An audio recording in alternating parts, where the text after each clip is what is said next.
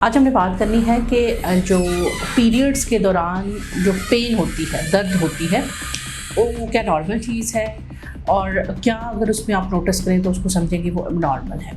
दूसरी डिस्मेनोरिया की वजह ये है कि आपकी जो एंडोमेट्रियोसिस है, यानी एंडोमेट्रियम जो है उसके टिश्यू मुख्तलिफ जगहों पे यूट्रस के बाहर भी मौजूद है। इनमें जो बेसिकली पेन की वजह होती है वो हैवी ब्लीडिंग होती है कि ब्लड हैवीली ब्लीड करता है, फिर वो क्लॉट की शक्ल इख्तियार कर लेता है और जब वो यूट्रस के मुंह से पास होता है तो पेशेंट को दर्द होता है।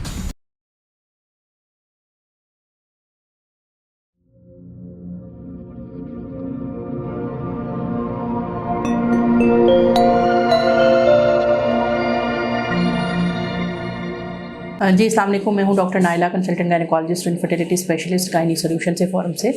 आज हमने बात करनी है कि जो पीरियड्स के दौरान जो पेन होती है, दर्द होती है, वो क्या नॉर्मल चीज़ है और क्या अगर उसमें आप नोटिस करें तो उसको समझें कि वो नॉर्मल है।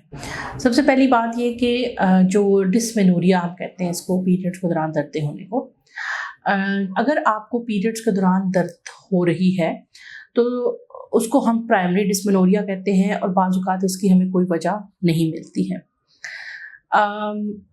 और यूजुअली ये 24 या मैक्सिमम 36 घंटे के बाद जब एक दफ़ा फ्लो बेहतर हो जाता है तो पीरियड्स का पेन जो है वो बेहतर हो जाता है। लेकिन कई पेशेंट ऐसे होते हैं जिनको पीरियड्स का पेन बहुत शदीद होता है।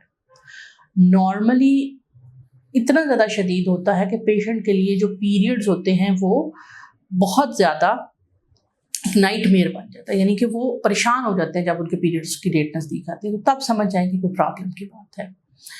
क्या क्या प्रॉब्लम्स हैं जो पीरियड्स के दौरान दर्द की वजह बन सकती हैं? उसमें बहुत सारी हैं। उसमें सबसे पहली वजह जो इंडो पाक में बहुत कॉमन है वो है इन्फेक्शन। इन्फेक्शन का मतलब ये है कि पीरियड्स के दौरान एहतियात ना करने की वजह से या अपनी जो सेक्सुअल हाइजीन बेहतर ना करने की वजह से कोई लोअर जेनिटल ट्रैक्ट का इन्फेक्शन हो गया हो जो कि ऊपर यूट्रस तक चला गया हो, तो उस सूरत के अंदर जो है वो जो यूट्रस होती है वो बहुत ज़्यादा टेंडर हो जाती है, जिसकी वजह से क्या होता है कि जब वो यूट्रस का मुंह ओपन होता है तो उस दौरान बहुत दर्द होती है। अभी इन्फेक्शन दो तरह के हो सकते हैं। एक ये होता है कि एक्यूट इन्फेक्शन, जो बिल्कुल अभी ताज़ा इन्फेक्शन शुरू हुआ हो, और एक वो इन्फेक्शन होता है जो कि क्रॉनिक हो जाए, पुराना हो जाए, वो यूट्रस का हिस्सा बन जाए, तो इसको हम एंडोमेट्रियाइटिस कहते हैं, क्रॉनिक एंडोमेट्रियाइटिस कहते हैं। इन मरीजों के अंदर भी बहुत हैवी ब्लीडिंग होती है और जो है वो इन्फेक्शन की वजह से बहुत ज़्यादा पेन होती है। दूसरी डिस्मेनोरिया की वजह ये है कि आपकी जो एंडोमेट्रियोसिस है, यानी एंडोमेट्रियम जो है उसके टिश्यू मुख्तलिफ जगहों पे यूट्रस के बाहर भी मौजूद हों, जो कि पूरा महीना प्रोलिफरेट करें और उसके बाद जैसे ही यूट्रस का मुंह ओपन होता है तो एंडोमेट्रियम शेड होती है, तो वो जहाँ जहाँ पड़े हुए हैं वहाँ पे वो शेड हो जाए। अब ज़ाहिर है वो जिस जगह पे पड़े हुए हैं वहाँ पे मौजूद पेरिटोनियम के पेन फाइबर्स को जब वहाँ से ब्लड रिलीज होता है तो पेन होती है और मरीज़ के अंदर जो है वो बहुत ज़्यादा दर्द होने लगती है पीरियड्स के दौरान। और इसकी एक निशानी ये होती है कि पीरियड्स जब आपको स्टार्ट होते हैं तो उसके जो पीरियड का फ्लो बढ़ता जाता है, पेन बढ़ती जाती है। ये एंडोमेट्रियोसिस के पेन की खास अलामत होती है कि जो पीरियड का फ्लो बढ़ रहा है, दर्द ठीक होने के बजाय बढ़ना शुरू हो जाता है। और इस मरीज़ को पीरियड्स जब ख़त्म होते हैं तब इनका पेन आहिस्ता आहिस्ता ख़त्म होता है और फिर अगले 15-20 दिनों बाद फिर दोबारा जो है वो पेन होने लग जाती है। इन मरीज़ों के अंदर बाज़ औक़ात जो ब्लड की थैलियाँ बन जाती हैं, एंडोमेट्रियोटिक सिस्टम बन जाती हैं। इसके अलावा अगर बच्चेदानी का मुंह तंग है, सर्वाइकल स्टीनोसिस है, या सर्विक्स का जो बच्चेदानी का मुंह तंग है, तो पहले को डीएनसी हुई, सर्विक्स को डैमेज हुआ, डिलीवरी के दौरान कुछ सर्विकल टीयर आया जो कि स्टिच हुआ तो बच्चेदानी का मुंह तंग हो गया, तो अब बच्चेदानी के मुंह को खुलने में टाइम लगता है, जिसकी वजह से बहुत ज़्यादा तकलीफ होती है। ऐसे मरीजों की अगर सर्वाइकल डायलिटेशन की जाए तो इनका जो डिस्मेनोरिया है वो बेहतर हो जाता है। अगर आपकी यूट्रस के अंदर फाइब्रॉइड हैं तो भी जब यूट्रस पीरियड्स होते हैं तो जो फाइब्रॉइड की ब्लड फ्लो है वो कम होता है और मरीज़ को बहुत ज़्यादा पेन हो सकती है। इस सूरत हाल के अंदर भी क्या होता है कि मरीज़ डिस्मेनोरिया का शिकार हो जाते हैं।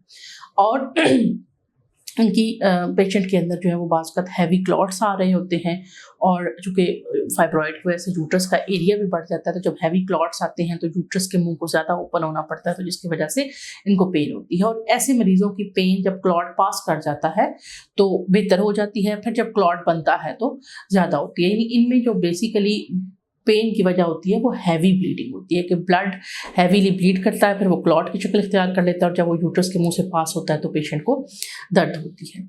जो दर्द की एक बड़ी वजह ये होती है कि अगर यूट्रस के ऊपर कोई सर्जरी हुई हो, फाइब्रॉइड निकला हो या सिजेरियन सेक्शन हुए हो, तो उस सूरत में क्या होता है कि सी सेक्शन के ऊपर आके जो चीज़ें हैं वो जुड़ जाती हैं, जिनको एडहियंस कहते हैं।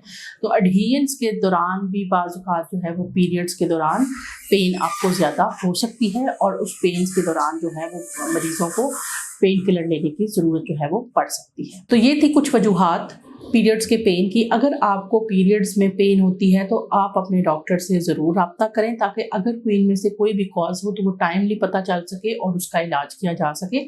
अदरवाइज़ अगर आपको हल्की फुल्की पेन दर्दें होती हैं तो उस के लिए हल्का फुल्का पैनाडॉल वगैरह इस्तेमाल की जा सकती है। और बाज़ औक़ात जो है वो जो डिस्मेनोरिक पेन होती है वो फर्स्ट डिलीवरी के बाद बहुत ज़्यादा सेटल डाउन हो जाती है। उसकी वजह ये होती है कि सर्विकल डायलेटेशन स्टेनोसिस होती है, और जब डिलीवरी होती है तो उसके बाद चूँकि यूट्रस का मुंह ओपन हो जाता है, तो बहुत सारे मरीज़ जो होते हैं वो हमें आके बताते हैं कि अब हमें पेन नहीं होती है। अगर इन्फेक्शन है तो इन्फेक्शन का ट्रीटमेंट करेंगे, अगर एंडोमेट्रियोसिस है तो उस सूरत हाल के अंदर हम पेशेंट की एंडोमेट्रियोसिस की बीमारी का इलाज करते हैं, तो मरीज़ की जो लाइफस्टाइल है वो बेहतर हो जाता है। मिलते हैं इंशाल्लाह नेक्स्ट किसी वीडियो में, तब तक के लिए अल्लाह हाफ़िज़।